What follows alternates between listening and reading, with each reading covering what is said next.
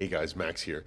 In this video, I'm going to show you how to basically skip the battle for Moonrise Towers fight and also give you a bonus tip at the end, which will make your Ketheric fight much easier.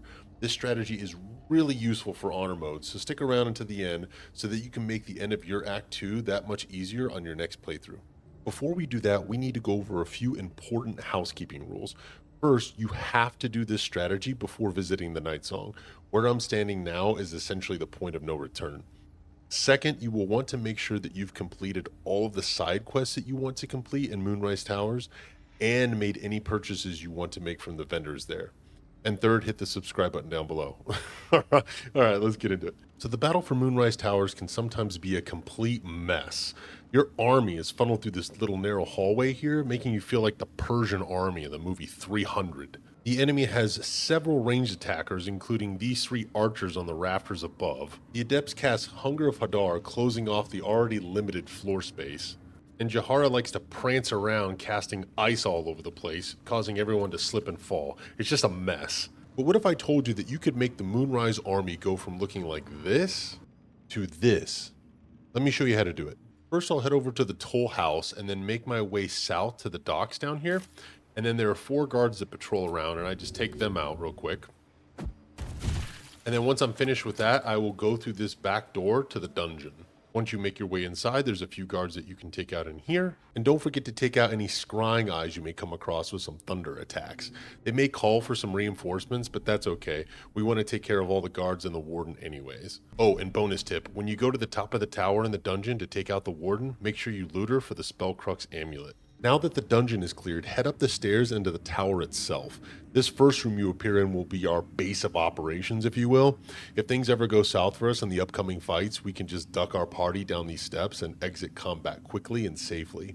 Our next goal is to start dragging guards from other rooms into this one and taking them out 1 or 2 at a time.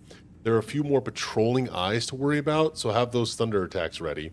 In fact, if you're patient enough, one of those will eventually patrol through this very room. Take note that you do not want to pull any guards from this door right here. The idea is that you want to avoid pissing off Roa Moonglow over here, unless you don't care, so that she's available in Act 3 if you want to go through that quest line. Otherwise, just make sure you keep this door closed all the time.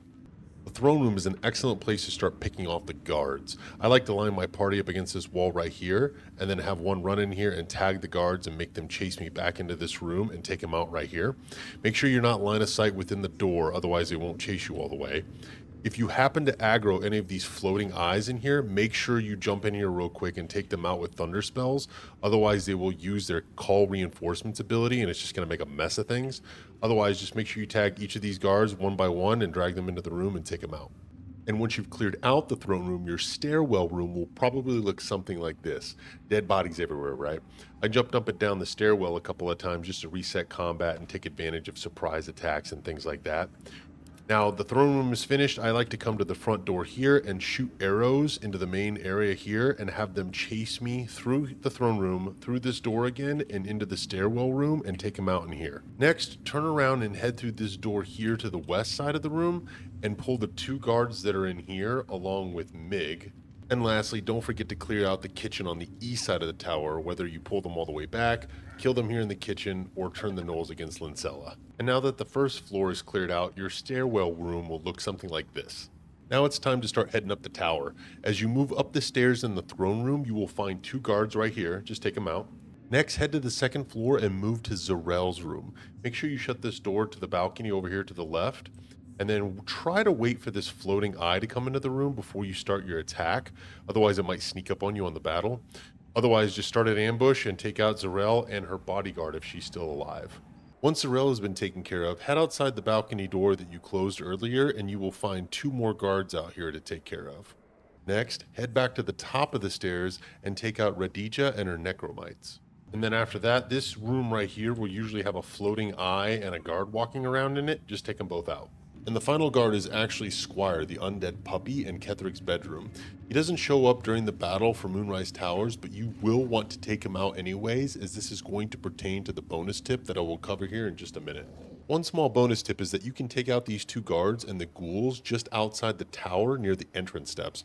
They do not appear in the battle, but it's a little bit of extra experience if you take them out now before the Harpers do. Okay, so that covers all of the guards in the tower. Next, head to the Night Song and save her, and then make your way back here to Moonrise Towers, where you will speak with Jahara and prepare for the attack. Once you enter the tower and the battle begins, the Bugbear Lantar will be the only defender, essentially making this battle quick and painless. Had you also taken out Lantar, then all of the Harpers and Jaheira would have just been hanging out in the throne room when you arrive, which is essentially what they do anyways once you've won the battle. I just left Lantarv alive in this example to show you that everyone else in the army is gone. Now I promised you a bonus tip for Ketheric after you have taken out everyone in Moonrise Towers, but before you go to the Night Song, come back to the second floor near the stairs and take these ordnate doors right here up to Ketheric. Once you reach the top of the tower, Sistera will be up here. Just tag her with an arrow and she'll attack you right back. And so will the 8 Necromites that usually defend Ketheric when you finally arrive to fight him after dealing with the Night Song. Just take out Sistera and let the Necromites approach you at the stairs and just take them all out as they arrive. And because you took out Squire and the Necromites, when you finally arrive at Ketheric, he will be alone, which is a very nice bonus if you are doing honor mode. Send everything you have at him and take him out. And that's how you make Moonrise Towers and Ketheric super easy to deal with. This video was a lot of fun to make, and I hope it helps you out in your next honor mode run. Push the like button down below if you feel like I deserve it, and make sure you subscribe to the channel if you want to see more content like this, and I appreciate you watching until the end. I'll see you in the next one.